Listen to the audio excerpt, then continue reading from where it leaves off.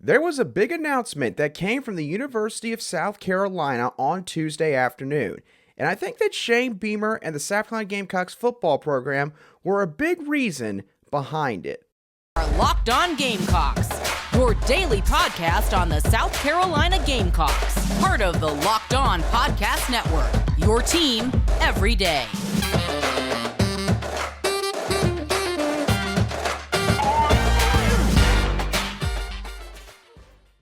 Hello, Gamecock Nation, and welcome back to the Locked On Gamecocks podcast, your show for the latest headlines and potential storylines on South Carolina Gamecock athletics. I'm Andrew Lyon, the host of this podcast, and also the lead staff writer for Gamecocks Digest over on SI.com.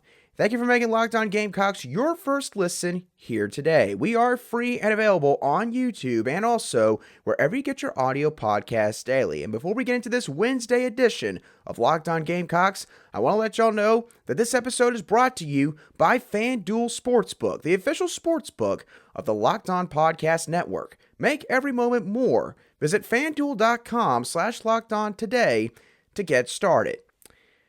The University of South Carolina made a big announcement on Tuesday afternoon through Athletic Director Ray Tanner and Chief Financial Officer Ed Walton. And to spare you all the grandiose details, here's what you need to know. The University of South Carolina is in pursuit of a privately funded land use agreement with a developer regarding over 817 acres of land owned and controlled by the university that's adjacent to the Long Family Football Operations Center along with the Colonial Life Arena. The estimates for this plan comes close to around $1 billion. That's right, not a million, $1 billion. Now, this project is admittedly still in the planning and logistics phase, so at this current moment, there is a lack of specific details from the administration. But the point is, the university and the athletic department have a very ambitious plan, clearly, regarding a bunch of unused land right now that is extremely close in proximity to Williams-Brice Stadium. What is the main takeaway that you need to have regarding this announcement and Shane Beamer and South Carolina's football program? Well, here's the main takeaway. Shane Beamer and the football program have delivered promising results and great publicity for their program, obviously, itself, and the university, to the point where this university, the administration, the athletic department, are all seemingly deciding to invest in further development of, again, unused land in order to propel their athletic programs, particularly the football program. And there's good reason why, regarding what Shane Beamer and South Carolina's football program have done over the last couple of years. There's an excitement around this football program right now. It is quite palpable everywhere that you go in the Columbia area. It's something that hasn't been seen with this football program since the Steve Spurrier era, probably dating all the way back to 2013, sort of that last really good year that the Gamecocks had under the head ball coach. There's been obvious on-field progress made with this football team, going from 2 wins in 2020 to winning 15 games the last 2 seasons, of course, including 3 top 25 victories all in 2022, which included 2 top 10 victories subsequently, and a win over their arch rivals in the Clemson Tigers. In recruiting, the Gamecocks just finished with a 16th ranked recruiting class this past cycle, according to 24/7 Sports composite rankings. And in 2024, the class could be even better. It could be a top 15 class, maybe even top 12. Who knows? Maybe even a top 10 class. You also got to include some of the transfer portal recruiting. Spencer Rattler, obviously, probably still to this point the biggest recruiting win that South Carolina has gotten. Maybe Nicholas Harbor is a 1B at this point. We'll see, of course, how all that pans out with his football career here. And here's the other thing. With everything that's happened both on and off the field for South Carolina, the national perception, you're really starting to see a transition in terms of how the main public base of college football thinks about South Carolina. And I think that what is happening here is the university and the athletic department are recognizing this current wave of momentum, this surge of momentum that the Gamecocks football program has gotten up to this point, and they're looking at this as a golden opportunity to invest further, basically to strike while the iron is hot. And the other thing is this. I think it also shows that right now the administration is showing some foresight. They are trying to stay ahead of the curve when it comes to the changing times in college football. Because here's the thing.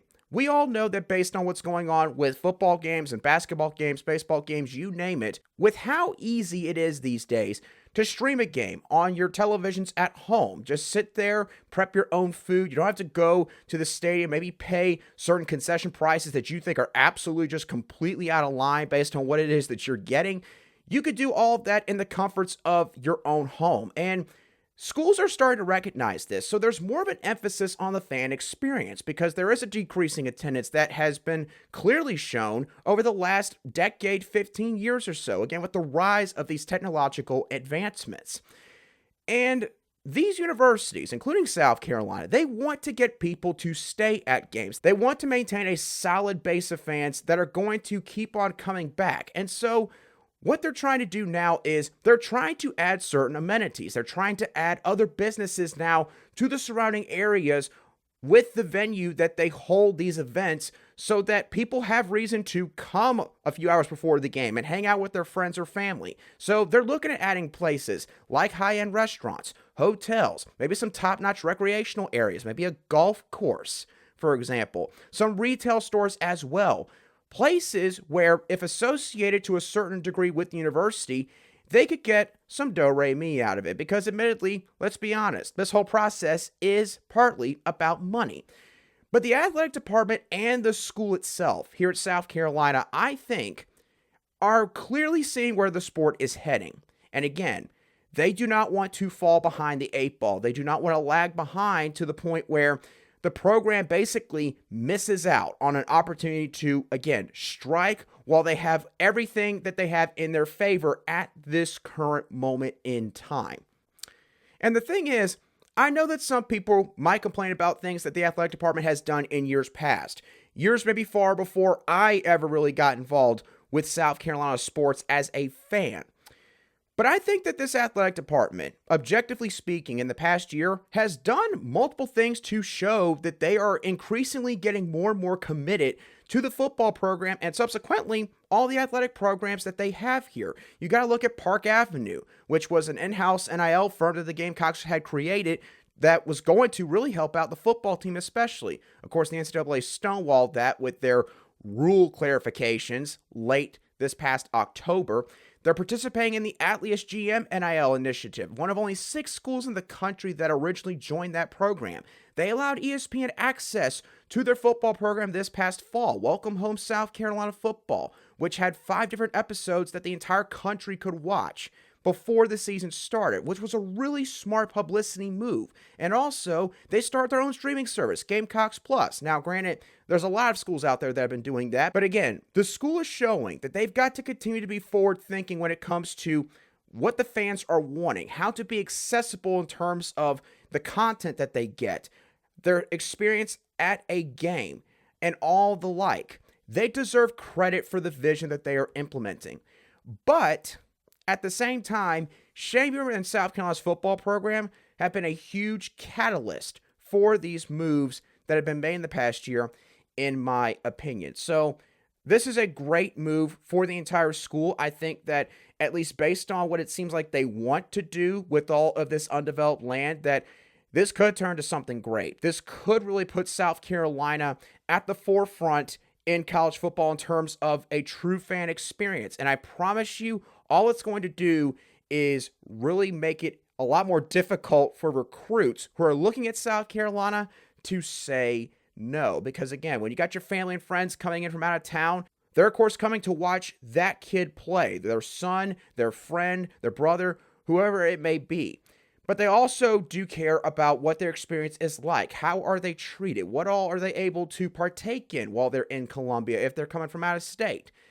This is where South Carolina could, again, stay ahead of the game compared to all their SEC counterparts and their arch rivals from the upstate. Now, South Carolina, on the football front, has been doing quite well the past couple years. The men's basketball team, on the other hand, has taken a lot of lumps this season in Lamont Paris's first year, and that continued on Tuesday night with another tough, close loss to the Missouri Tigers. How did this game unfold? We're going to dive into that in just a couple moments right here on Locked On Gamecocks. Today's show is brought to you by FanDuel.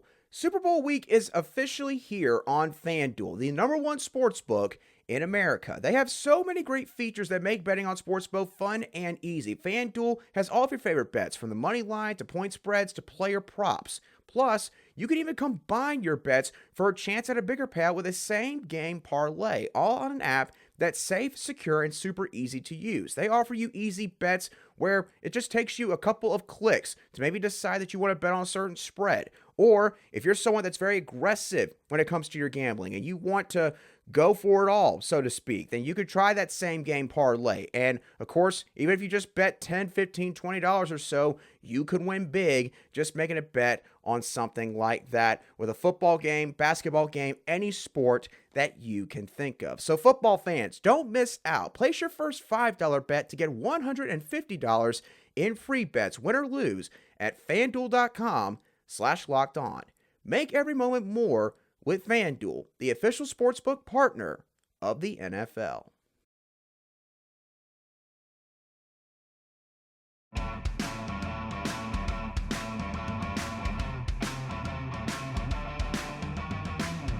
Welcome back to this Wednesday edition of the Locked On Gamecocks podcast, where we cover your South Carolina Gamecocks every single day.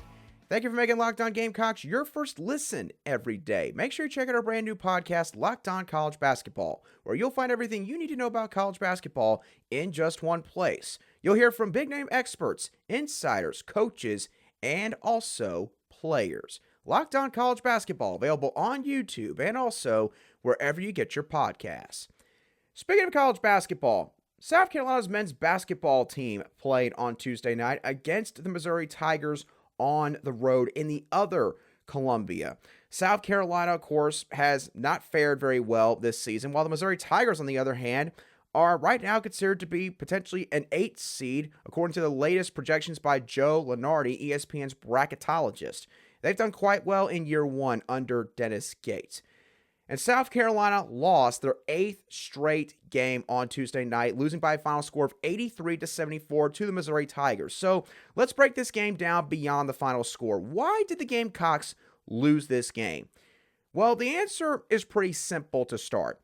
The little things keep adding up for this team. And for South Carolina, the little things are little mistakes that add up on a possession here, a possession there, and before you know, by the time you get to the end of the game, all the mistakes have accumulated up to a certain point where it basically has led to your final deficit.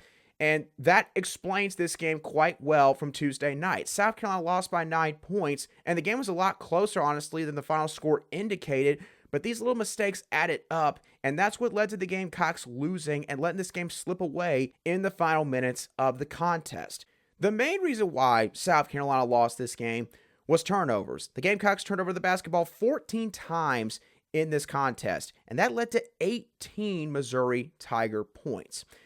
What led to these turnovers? The guards for South Carolina, Michi Johnson, Chico, Jacoby Wright, everyone that played guard for South Carolina on Tuesday night, they did not handle the pressure very well for Missouri. Missouri is not exactly the greatest defensive team when you look at the statistics. And when you watch them play, it's easy to see why that's the case with how much they put an emphasis on going fast offensively and basically constantly trying to press in order to give themselves really good shot opportunities on that end of the floor. And if you're going to do that offensively, usually you're going to sacrifice a little bit defensively. But Missouri, they do not necessarily play that way. There are times where they're not afraid to vary up the pressure that they give their opponent on the defensive end. They will sometimes trap you. They'll sometimes try to give you some full court press. They'll vary up the things that they are running defensively to try to throw your guards off kilter.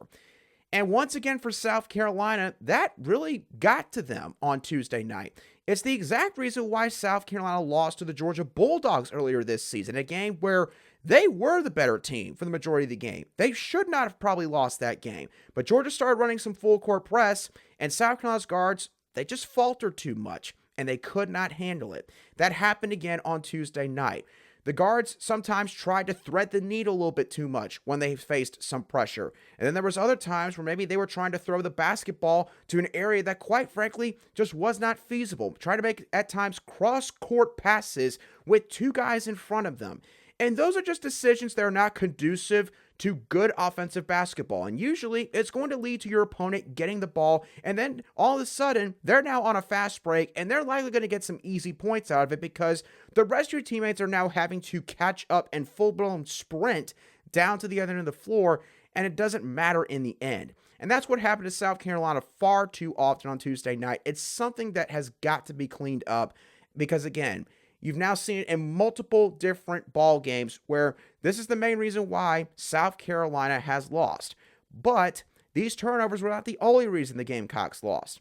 Another reason why South Carolina got cold at the worst possible time. In the final 9 minutes of this contest, South Carolina only made 3 of their final 14 shots after they were shooting around 60%, quite literally, heading into that stretch. And I also believe heading into the final 9 minutes, the Gamecocks were only down by 1 single point against Missouri. They were holding their own. They had a chance to potentially win this game in spite of all the turnover issues that they had leading up to that point. But South Carolina just, again, they got ice cold. Now, this is going to happen for every basketball team, no matter how bad they might be or no matter how good they might be. Basketball teams are going to have cold spells. The key with these cold spells is being able to fight out of them quickly. South Carolina was not able to do that at the end of this contest, and it really impacted them because with how well they had shot the ball up to that point, Missouri shot the ball equally as good on their end, and they continued to do that. And if anything, got better in the last 9 minutes, while South Carolina fell off a cliff in terms of their shooting. One last reason why the Gamecocks lost this game: the inability to hold off Missouri's ball handlers for entire possessions. South Carolina, in terms of their defense, I've seen this happen multiple times this season where Lamont Paris is standing there and he's very engaged with his team, especially on defense because that is his calling card. That is what he wants his team to pride itself on with their play. And South Carolina's doing a good job. They're staying in front of their guys. They're rotating well. They're going over screens. And they're down to about 10-9 seconds on the shot clock. And usually when you force a team to get down to the final seconds, you pretty much got them right where you want them. But for South Carolina, there's still too many occasions in these games where they get an opponent to those stretches, and then maybe they get beat off the dribble finally. There's one guy that's just not able to stay in front of his primary man, or maybe somebody gets a little bit too lackluster with their awareness, and they leave a guy too much space in the corner or on the wing. And there's one extra pass that's made with a few seconds left. They shoot the ball, and they swish a three-pointer with like 2 seconds left on the shot clock. In terms of those possessions, South Carolina wins the first couple battles. But the issue is they're not winning the proverbial war at the end of these possessions. And again, it's another thing that along with the shooting at the end of the game and the turnovers, it caught up to South Carolina at the end. And that's why they lost this game by 9 points to Dennis Gates' Missouri Tigers. Now, a couple of quick positives to take away from this game because it was not all bad. Hayden Brown, I thought he had a really good game tonight, maybe his best game offensively he's had in a couple of months. His aggressiveness in transition was quite noteworthy. I thought that despite the fact that Hayden Brown is not a traditional ball handler, his basketball IQ was on full display on Tuesday night in terms of knowing when to put his foot on the gas and be hyper-aggressive and go straight to the basket, knowing when to lay off a little bit and wait for all of his teammates to come up with him, and then they could run a set play, slow down the tempo a little bit, and also knowing where his teammates were and being able to make a few wide-open passes to his teammates and let them take some good shot selections. I thought Hayden Brown did a great job of this on Tuesday night. He probably all around was the best player on the floor. A close second would have been G.G. Jackson, who shot the ball quite well on Tuesday night. And the reason why I label him as a positive is more so just beyond his stat line, because the Gamecocks, of course, expect G.G. to be able to carry a certain portion of the load offensively. I thought that his response to his benching was really good because Gigi did not start on Tuesday night. He did not play the first, I believe, 6.5, 7 minutes of the contest. And there was some people that actually were debating, was this a good move by Lamont Paris? Objectively speaking, yes, this was a good move. Lamont Paris needed to send a message to not just Gigi, but everyone else on the team, because if Gigi gets punished for doing what he did on Saturday, which was, again, go on social media and obviously really express his frustrations over the loss, and he was to start the game anyways, that sets a precedent that every player after him and all the other guys on the team can do the same thing with no consequence. But with Gigi getting benched for this game, suffering a punishment in front of the fans, and obviously probably more so behind closed doors, South Carolina's players now fully understand this is what Lamont Paris expects from you in this program. He's not going to put up with this kind of you-know-what. So I thought that was a good move by Lamont Paris. And again, I thought Gigi Jackson handled it quite well. Hopefully it is, again, a valuable lesson that he's learned and everyone can move on from it and it's a non-issue going forward. All right, getting back to some football talk, and more specifically, recruiting talk to cap off today's show of the Locked On Gamecocks podcast. Let's talk about Noah Jenkins, who is a 2024 safety prospect or defensive back prospect overall that released his top 5 on Monday and included the South Carolina Gamecocks. He is located in Highland Springs, Virginia, so he falls in that DMV area that Shane Beamer and the staff greatly prioritize in their recruiting base. The rest of his top 5 were Virginia Tech, Pittsburgh, Ole Miss, and Penn State. So kind of besides Ole Miss, which is a bit of an outlier from a distance standpoint, he's looking at a lot of schools that are not too far away from home. And Noah Jenkins had an interesting interview with Phil Kornblut of the SportsTalk Media Network on Tuesday, where he mentioned that right now he's actually already got a commitment date tentatively planned out as he plans to announce a decision on July the 4th, of course, Independence Day. And with his interview with Phil Kornblut, he had this to say regarding his visit at South Carolina and what all he liked about his visit. Quote, "The system that they have built for upcoming recruits. Coach Beamer is a great coach. He doesn't show fake energy towards the recruits. He's real raw. What I took from that visit was how they are trying to set everything up for us upcoming recruits." And he also wound up giving a hint to Phil on who his favorite is right now, or at least what he likes about his favorite out of his current top 5. Quote, "It's the system itself. Every school I have right now, they've got a great system. But I feel like this is the environment that fits me. I can't really say too much right now."